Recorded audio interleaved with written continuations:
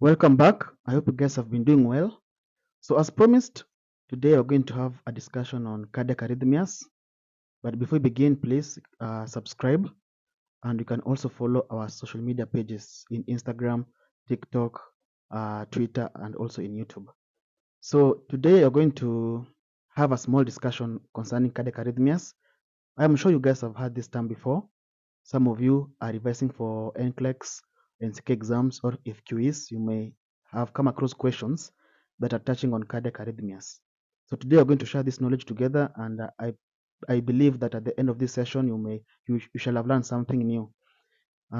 So what is cardiac arrhythmias? You need to understand. For you to understand this topic, you should have the knowledge on heart anatomy and physiology. Once you have grasped the knowledge of heart anatomy and physiology, then this topic will be easy for you to understand. So let's just begin through definition of this term cardiac arrhythmia. So what is cardiac arrhythmia?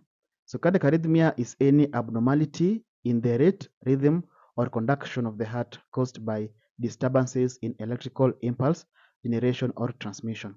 So heart is a very special organ. We know that it always have very special cell called the pacemaker cells. So the pacemaker cells, what they do is that they intrinsically depolarize themselves. So we always have a generation of electrical impulse that begins in the sinoatrial node. The sinoatrial node is found close to the superior vena cava. So what happens? So the normal cardiac rhythm originates from the sinoatrial node here, as you can see in the diagram, and travels through the atria, both the right atrium and the left atrium. And when that happens, it leads to atrial depolarization. The atrias will contract to push blood to the ventricles. Yeah. So we will have atrial depolarization. Once that happens, they will merge at the atrioventricular node. Here, this section here, we always have a small delay of around 100 millisecond or 0.1 second. That is to allow the ventricles to fill with blood. So once the ventricle are filled with blood, the impulse will then move, or it will proceed to the bundle of His, and then to the right bundle branch and the left bundle branch. These are found in the interventricular septum. So it will move further down to the Purkinje fibers, where it fans out, leading to ventricular depolarization or ventricular contraction. So that's how the process happens. You can see in the diagram below, I've drawn the pathways followed by the electrical conduction. So that's an overview of how the heart initiates and coordinates contraction to ensure that the blood is pumped to various organs. Remember, the heart really helps in supplying blood to various organs, and that's why when we have an issue with the heart, various organs will be hypoperfused and they will fail. So heart is very crucial in pumping blood. Now, there's these basics that you have to know before you understand the arrhythmias. We know that the heart rhythm is always read by the EKG, and this is the appearance of the normal heart rhythm. You always have the P wave, the QRS complex, and the T wave. So each wave represents something. I'm going to explain later how that occurs. Again, if you have come across the EKG strip, we always have this diagram. It looks like a graph. I'm sure you guys, when you are doing mathematics, you had graph books. We always have large squares and small squares. You can see in the diagram below where we have got a large square and small square. So you have to understand what the square represents.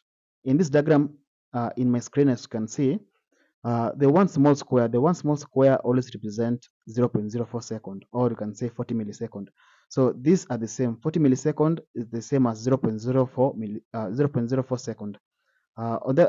In short, you can say that 1,000 millisecond equals to 1 second. That's why if you take 40 divided by 1,000, you will have 0.04. So it's the same thing. So one small square equates to 0.04 second. One large square, it always contains 25 small square, and that given that it's a square, each length contains 5 square. So you take 0.04 times 5, you will have 0.2 second. So that means one large square equates to 0.2 second. I hope we're together. So the most EKG strip that we use in our facilities is always the 6-second EKG strip. So the 6-second EKG strips, it always contains 30 large square. If you take 0.2 times 30, you'll get 6 seconds. That's why I'm telling you guys the most EKG strip that you use is the 6-second strip. It's very easy to read and it can help you understand it better. Other key thing that you have to know is the heart rate, normal heart rate. The normal heart rate, it's always 60 to 100 beats per minute. So anything less than 60, it will be bradycardia. Anything above 100 is tachycardia. And how do you calculate the heart rate given the EKG strip? It's very simple. We have got two methods. I love this method here. Basically, take the 1500 divided by the number of small square between the arrow waves. You can see here we've got this arrow wave and this arrow wave, or the QRS complex, you can say.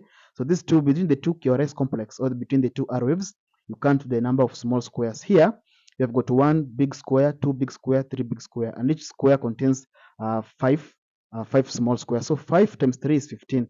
So you just take 1500 divided by 15, it gives you 100 beats per minute. It's very good. It's very important to use this formula, especially if you have got a regular rhythm. It's very direct. On the other hand, maybe if you have got an irregular rhythm, what you can do is you take the 6-second strip, and 6-second strip. Remember, I told you guys that this 6-second strip, it always have 30 large squares. Yeah, it's very simple. So you take a 6-second strip, you count the number of arrow waves in that 6-second strip, and you multiply by 10. Like in this screen of ours, you can see I've got assume this is a 6-second strip. You count the number of arrow waves. So you've got 1, 2, 3, 4, 5, 6. So 6 times 10 gives you 60 beats per minute. It's very useful. If you've got a 10-second strip, which it's rare. If you have a 10-second strip, you will multiply by 6, is vice versa. But the 6-second strip, just count the number of arrow waves and multiply by 10. If you want to identify a 6-second strip, you can count the number of large boxes. 30 large boxes, count the arrow waves in that 30 large boxes and multiply by 10. That will give you the approximate heart rate. This formula is very good if you've got irregular rhythms. It can help you approximate the heart rate. Now, other things that you have to know in an EKG rhythm, it's the waves. You have got the P wave. The P wave, it always simulates the atrial depolarization or the atrial contraction, both the right and the left atrial depolarization. So that is represented by the P wave. We have this QRS complex. It always represents the ventricular depolarization or the contraction of the ventricles, as you can see. The T wave represents ventricular relaxation or ventricular repolarization. So that's the basics that you have to know. There's this diagram here that I created. You can see this circular diagram here. It represents each phase. For instance, you can see this first phase of atrial contraction is denoted by letter P.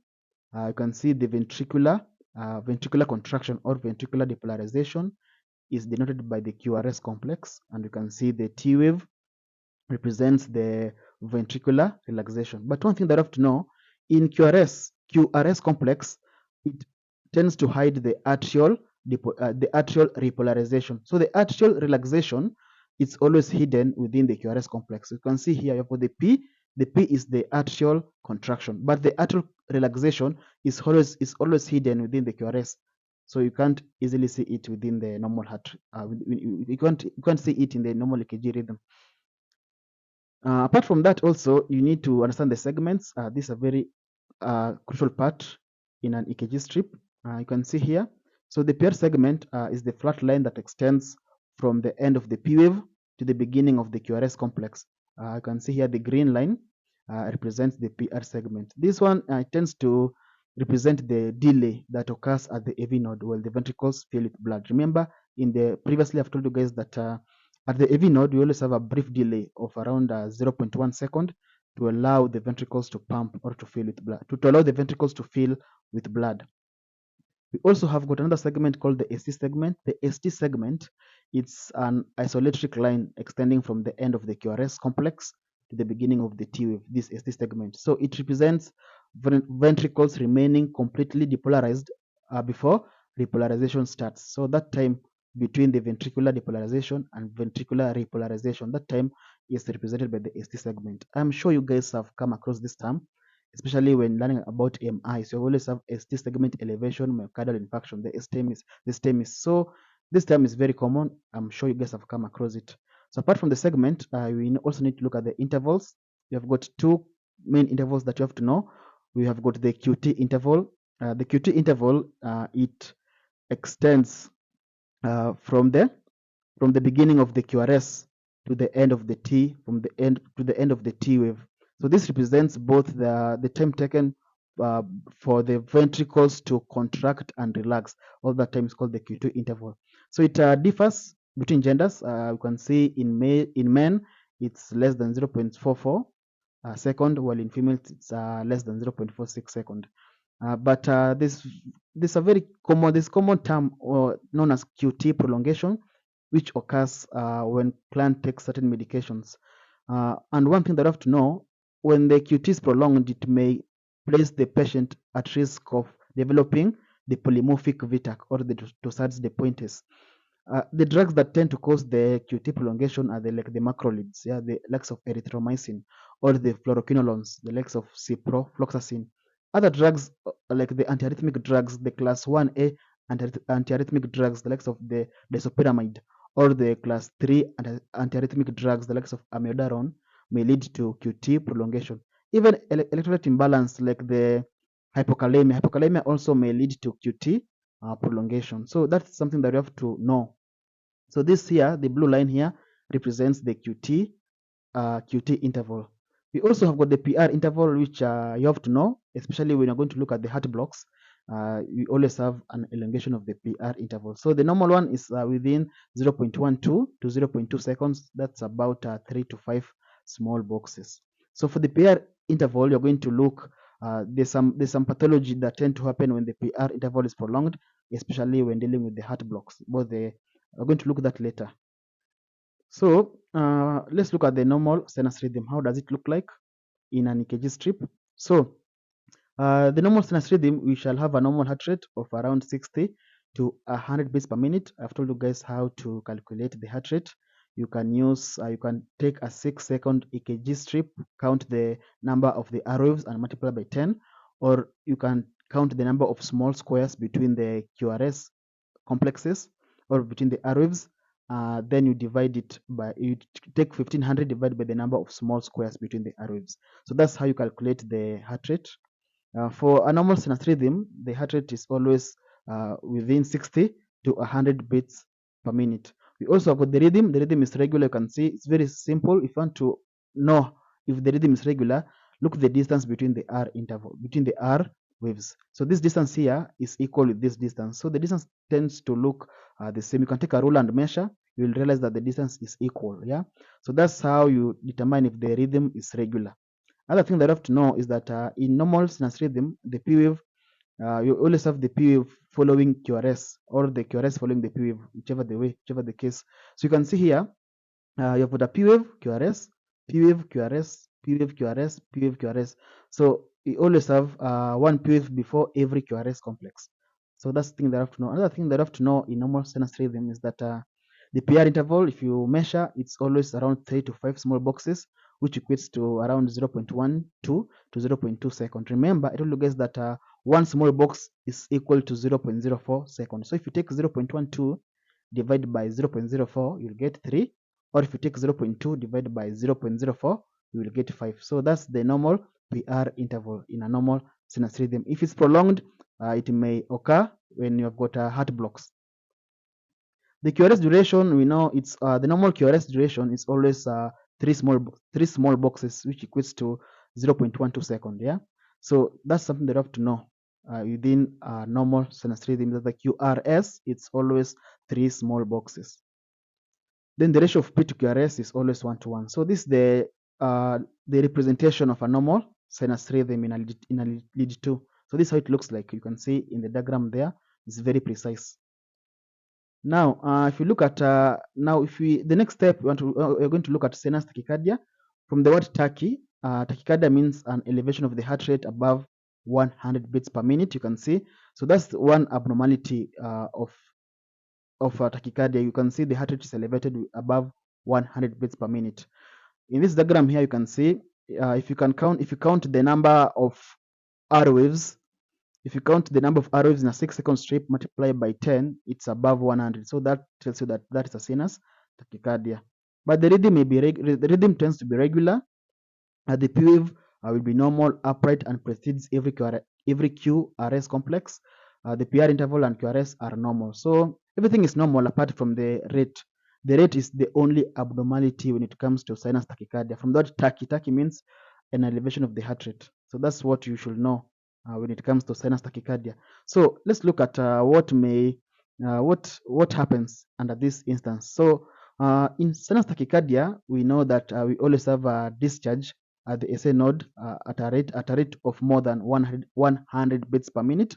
So rarely this is a primary cardiac disorder. It's always a physiological response towards a metabolic demand or a sympathetic nervous system stimulation. So some of the things that may trigger tachycardia are exercise. If someone does exercise, you always have an elevation of the heart rate. Fever also may cause that. When someone is in pain, anxiety, hypovolemia, someone has got anemia, hyperthyroidism, some of the metabolic abnormality like hyperthyroidism or stimulants. So these are some of the triggers that may lead to tachycardia. Other thing that you have to know when concerning tachycardia is the management. So how do you manage this? It's very simple. You just treat the underlying cause. So if someone has got fever, treat that fever. You can give antipyretics. If someone's in pain, analgesics may be used. Anxiety, etc. If someone's got anxiety, just ensure the patient is calm. And that's just treat the underlying cause. Once you deal with the underlying cause, the tachycardia will subside. So that's how you deal with tachycardia. You treat the underlying cause. Apart from that, also, there's no direct antiarrhythmic drugs that may be needed in most instances. But if someone is hypovolemic, you may be forced to use intravenous fluids. For you to understand this content here, one thing that you have to know is that there's this formula of calculating the blood pressure. We know the BP equals the cardiac output multiplied by the total peripheral resistance. So assuming that the TPR is constant, the cardiac output equals the stroke volume times the heart rate. So if there's a discrepancy in the cardiac output, for instance, if you have a low cardiac output, the stroke volume will differ. In that the stroke volume equals the stroke volume equals end diastolic volume minus the end systolic volume. So the EDV represents the venous return or the preload. Yeah.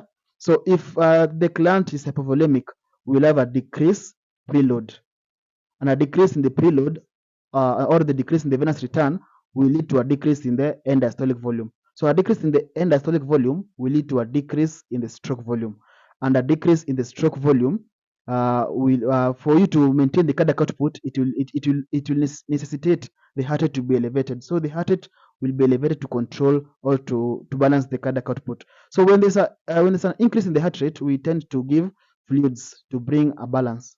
So that's what you have to know when it comes to this management. So sometimes we will be forced to use the intravenous fluids. Then we can also use drugs if symptomatic. If the client is symptomatic, if the client presents with symptoms, we may be forced to use drugs. And the most commonly used drugs here are the beta blockers, the likes of the metoprolol or the propranolol. So those drugs may be used. For instance, if a client has got an inappropriate sinus tachycardia, you may be forced to use these drugs. So let's move to the next one called the sinus bradycardia. So sinus bradycardia, as I've told you guys, is that here we have got the atrial node discharge of less than 60 beats per minute. So it's frequently a normal physiological variant in well-conditioned athletes due to high vagal tone. So these athletes, they always have a high vagal tone, and you may see their heart rate below 60. So for them, it may be normal. Some of the causes of bradycardia, it may be increased intracranial pressure, like you can see in Cushing. Then you've got hypothyroidism, hypothermia, sick sinus syndrome, or even some negative chronotropic drugs like the beta blockers and the calcium channel blockers and also the digoxin. So these drugs, so negative chronotropy, it means decreased heart rate. So the drugs that decrease the heart rate may lead to sinus bradycardia, like the beta blockers, the likes of the metoprolol or the propranolol. For the calcium channel blockers, these are the non-dihydropyridines, the likes of the diltiazem and verapamil. Also, they are negative chronotropic drugs, and also digoxin. Digoxin is a very special drug in that it's always cause a positive inotropic effect. It tends to increase the heart contractility, but on the other hand, it leads to a decreased heart rate. It has got a negative chronotropic effect. So digoxin is a very special drug that you should know concerning it. Yeah. So these are some of the causes that may lead to sinus bradycardia. Now, other thing that you have to know when it comes to sinus bradycardia is the EKG characteristics. So the first one, we always have the rate is less than 60. So this is the only abnormality when it comes to sinus bradycardia. The heart rate is less than 60 beats per minute.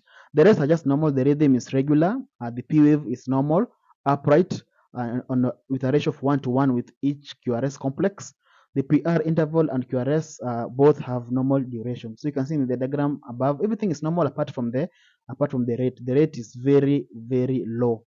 If you take this diagram here, as you can see in my screen here, if you try and detect the heart rate here, you can take 1500 divided by the number of the small boxes. Here you've got 1, 2, 3, 4, 5.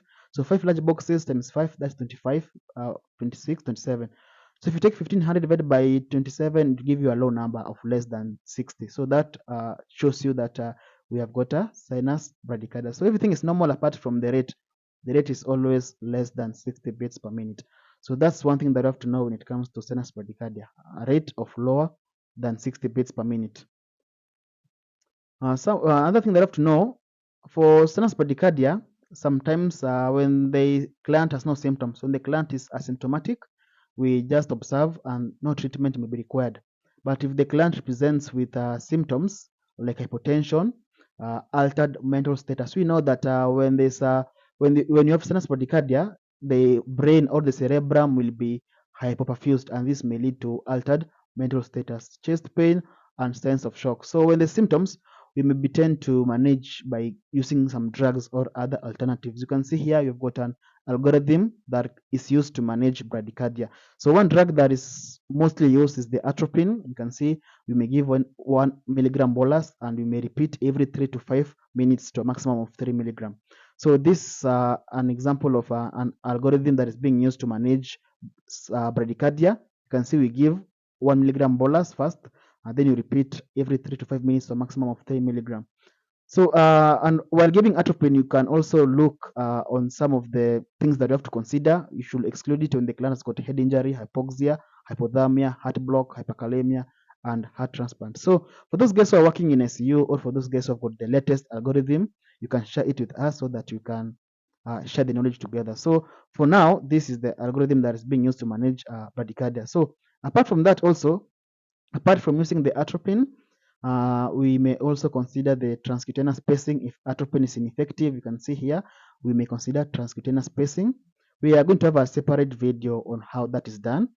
Then also we may use other drugs as second line agent like the dopamine or epinephrine. Those are drugs that can also be used. And we may also seek a consultation of a cardiologist. And sometimes if you identify the cause and you find that the cause is a beta blocker or a calcium channel blocker toxicity, then you may be forced to use glucagon to manage the issue. Then remember, in this instance, sometimes it's very good for you to treat the cause. If the client has hypothyroidism, you have to treat that condition. If the client has got increased intracranial pressure, just treat the cause. If the client has got a myocardial infarction, treat that cause. By treating the cause, you will be able to sort out the issue. So that's how you manage sinus bradycardia. So let's continue now to our next arrhythmia. So this is a very common one. It's called AFib, atrial fibrillation. So what is atrial fibrillation?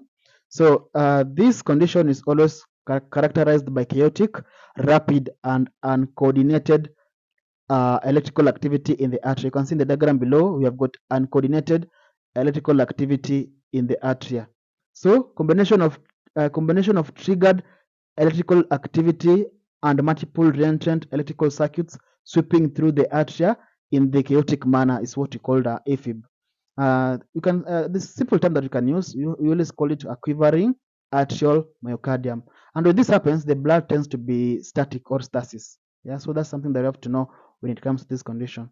So, what are some of the EKG characteristics that you can know with this condition? Number one is that the atrial rate, because the atrial rate is triggered with multiple electrical activity, it tends to have a very high atrial rate of around 350 to around 600 beats per minute. The atrium is just quivering at a very high rate.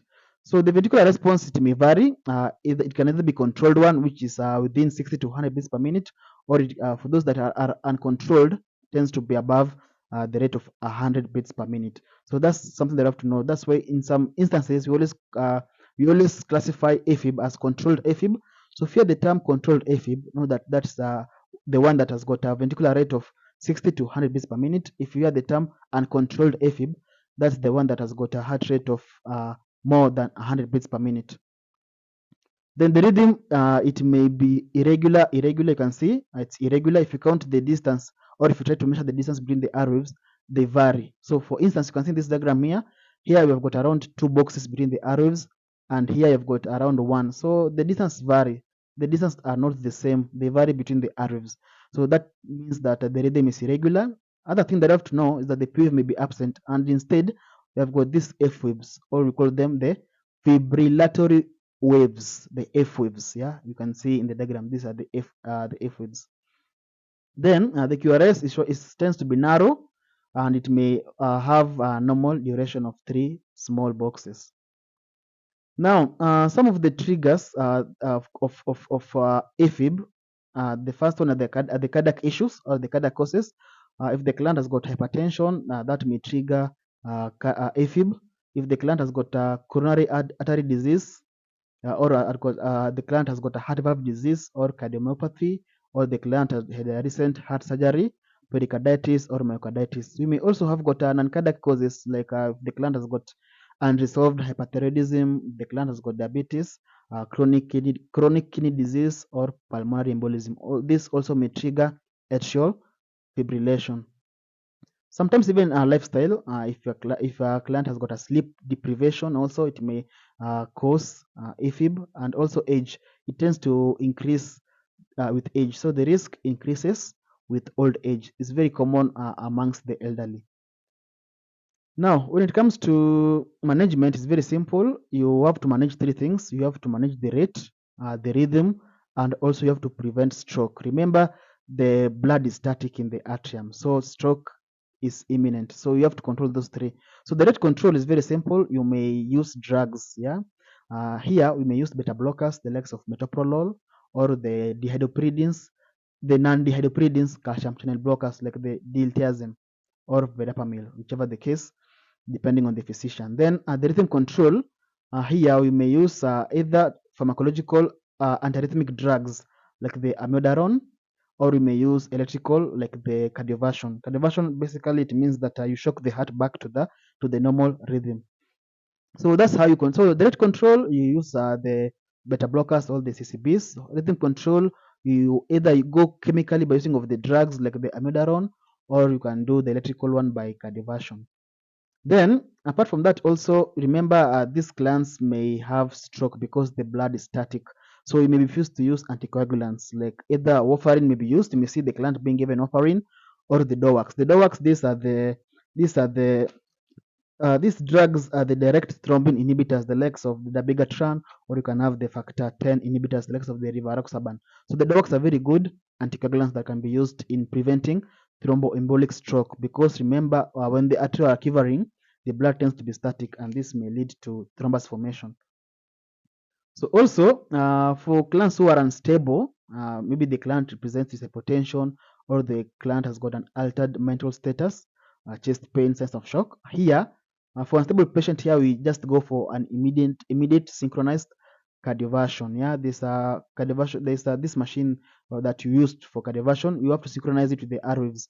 So I think you're going to create a different topic or a different episode on the differences between the cardioversion and defibrillation. What are the differences? Remember, the reason why we do a cardioversion basically is to shock the heart back to a normal rhythm. So for those clients who are unstable, you may see an immediate cardioversion being planned.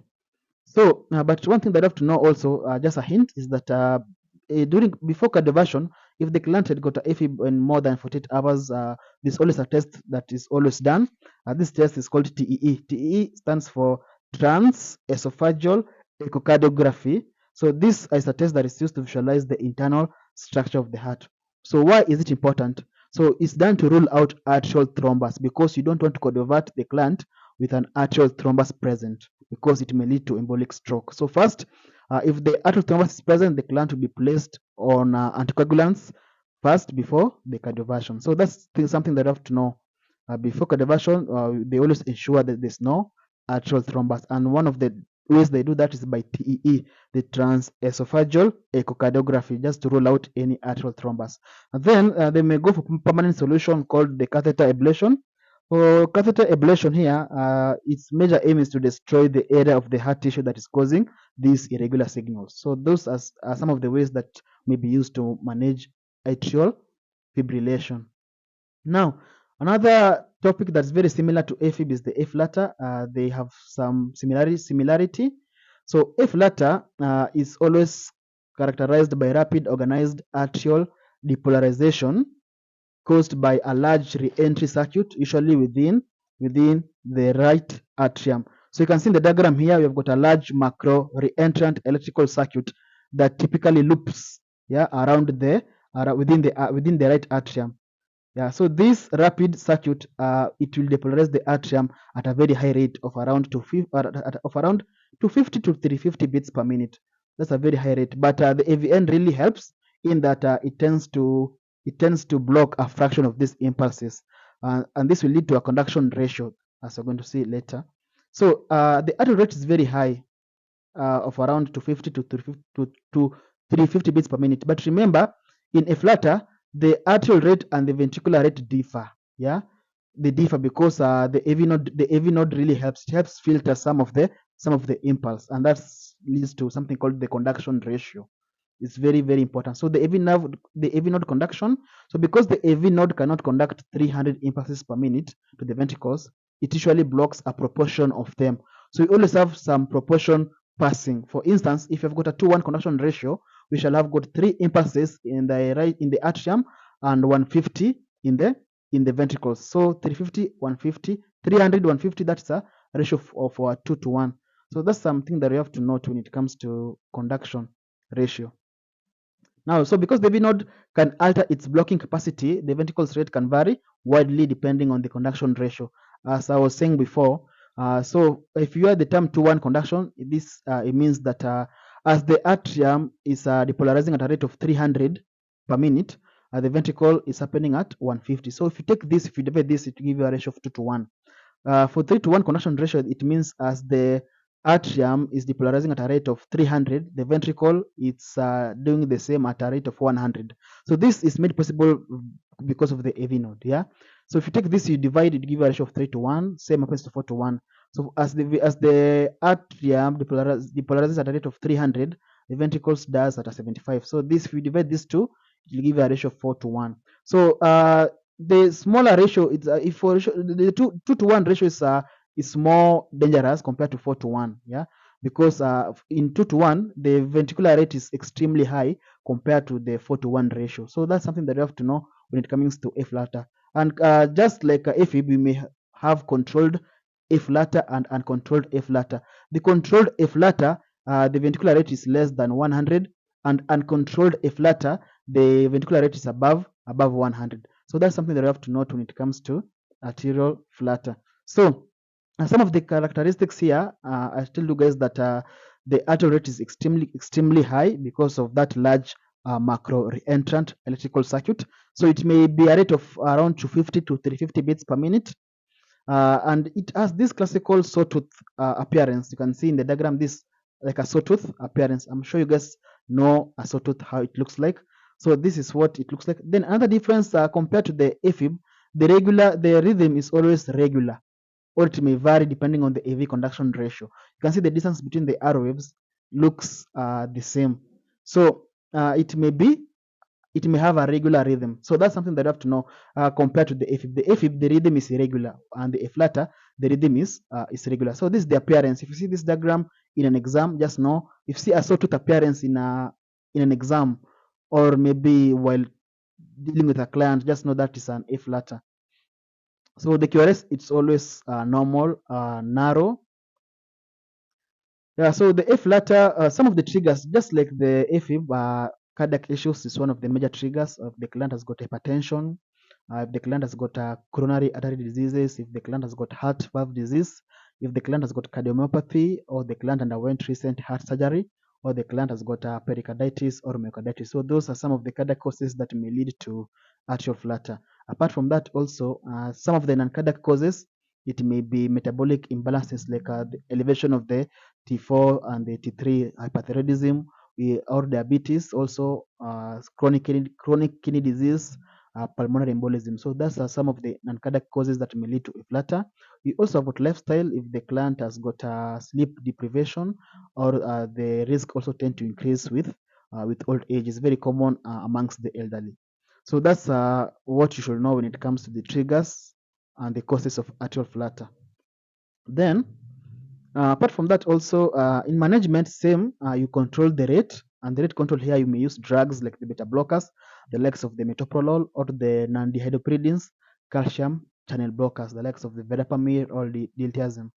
Apart from that, also you may control the rhythm. Rhythm, you may control it pharmacologically by using the antiarrhythmic drugs, or you may control it electrically by using cardioversion. Yeah, cardioversion basically it means that you are shocking the heart back to a normal rhythm. Then but cardioversion is always done majorly when the client is unstable. That's one of the major indication of cardioversion. When the client is unstable, we can do synchronized cardioversion. Then anticoagulation is very, very crucial to prevent stroke. We may give the warfarin and the DOACs. The DOACs are the direct thrombin inhibitors, the likes of the dabigatran, or the factor 10 inhibitors, the likes of the rivaroxaban. So those drugs are very good anticoagulants that may be used to prevent stroke. We may also, so for unstable, I told you guys, in the client unstable, we may go for synchronized cardioversion.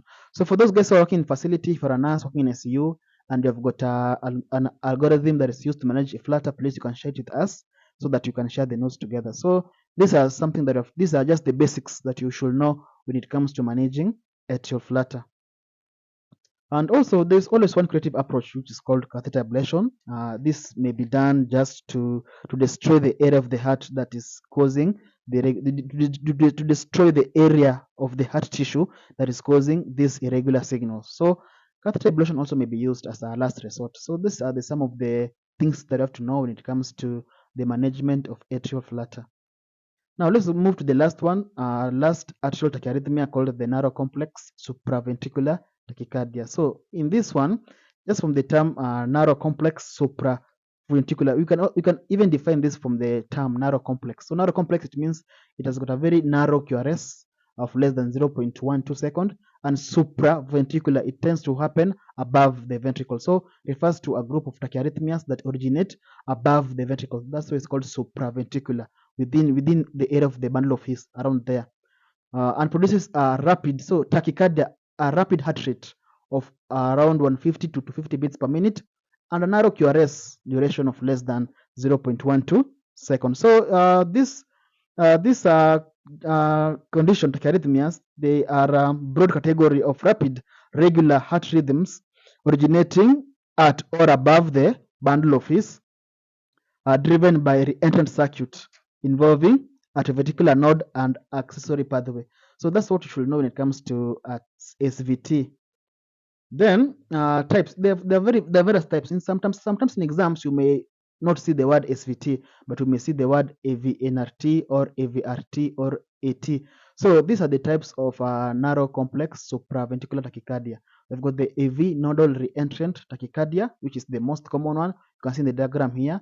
This is the AVNRT. We also have got the AVRT, the AV, reentrant tachycardia. You can see at the end of my screen here, and also got the atrial tachycardia. So these are the types of SVT that you may come across. So in an exam, if you don't see the word SVT and you see the AVNRT, just know these are the types of SVT. When it comes to the EKG characteristics, this is very easy to see. If you can easily recognize it from afar, the rate is always rapid, very rapid. You see the ventricular rate is rapid for around 150 to 250 beats per minute. The rhythm may be regular. The POV may be it may not be seen because the ventricular rate is too fast. You can see the ventricular rate is too fast. You can see the QRS rapid, it's extremely rapid. Yeah, so QRS is narrow. Remember, this is a narrow complex. So narrow, a very narrow QRS, and it may happen by a sudden onset and termination. So when it comes to causes, one of the major causes here we have is the congenital heart disease, or if the client had a prior cardiac surgery, it may also lead to that. You've got a structural heart defect, structural heart disease also. It may also be caused by triggers like stimulants, illicit drugs, if the client tends to use alcohol, or if the client is stressed, sometimes even anxiety, it may lead to this condition. And sometimes even when we have an electrolyte imbalance, it may lead to this or hyperthyroidism.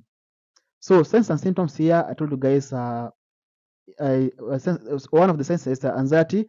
It's like you are nearing death. It's very, very, the client tends to appear with a lot of anxiety. It may also lead to, one of the signs is also lightheadedness, chest pain, shortness of breath. So those are some of the signs and symptoms of SVT. Apart from that, also, you have to know how to manage. So one of the major management processes is the vagal maneuvers, or the valsalva maneuver. So here, the major aim here is for vagal nerve stimulation. For those guys who have watched The Resident, I don't know if you guys have tend to watch this medical series. So in the movie The Resident, the first episode of the Resident movie, the first episode, the season 1, episode 1, we always have Dr. Conrad Hawkins. I don't know if you guys know that Dr. Conrad Hawkins. So this is a client who always have SVT as the series begin, and Dr. Conrad Hawkins comes running with a bag of ice, and he pours this ice on the patient's face, and the SVT corrects itself. So that's a very nice illustration of that you can learn from. So the aim here is always for vagal nerve stimulation. It really helps in correcting that rhythm. So apart from that, also it may also be managed by one major drug that you guys have heard about this drug. This drug is very powerful. It's called adenosine. Yeah, we always give it a 6 milligram rapid IV push, which can be followed by a saline flash, and it may be repeated with a maximum of 12 milligram if the first one is unsuccessful. So this drug is very common. I'm sure you guys have come across it, especially those guys who work in SU. You may have used it for a client who's got SVT. So again, if you are a nurse working in SU and you have got an algorithm that is being used to manage the current one, please, you can share it with us so that you can learn together. So apart from that, also you may see other drugs being used, the likes of beta blockers or the calcium channel blockers, especially the non-dihydropyridines calcium channel blockers. This may be used maybe if adenosine is contraindicated, or if the adenosine fails. You may see the drugs being used, the likes of beta blockers or the calcium channel blockers. So that's how we manage the narrow complex SVT. I think we are almost done. Then, apart from that, also, if the client is unstable, remember, we go for the electrical route, whereby we do an immediate synchronized cardioversion. Here, we synchronize with the R waves, then we cardiovert. This topic, I'm going to create a different episode on the difference between cardioversion and defibrillation, and I'm going to reach out to experts who know how to do it better, and then we're going to create a separate video just to have an illustration or an elaboration of how these two tend to be applied. Remember, in cardioversion, the aim of cardioversion is always to shock the heart back to a normal rhythm. So that's one of the aim of synchronized cardioversion. Long term, you may be use catheter ablation, especially for AVNRT or AVRT. So that's what you should know when it comes to SVT. So up to now, we have discussed normal sinus rhythm, how it looks like. In normal sinus rhythm, there's no management. We have looked at sinus tachycardia, sinus bradycardia. You have looked at AFib. We have looked at Flutter and SVT. So we're going to have our next episode whereby we're going to look at the heart blocks. We're going to look at ventricular tachycardia. So remember, if you are a nurse working in ICU or you have got an algorithm, please share it with us so that you may have a clear understanding. So I want to thank you guys for your patience. We're going to have a quiz at the end of the second episode, and let us know where you need clarification. So thank you for watching, and may God bless you all. Thank you for supporting our channel. Have an interesting day. Goodbye.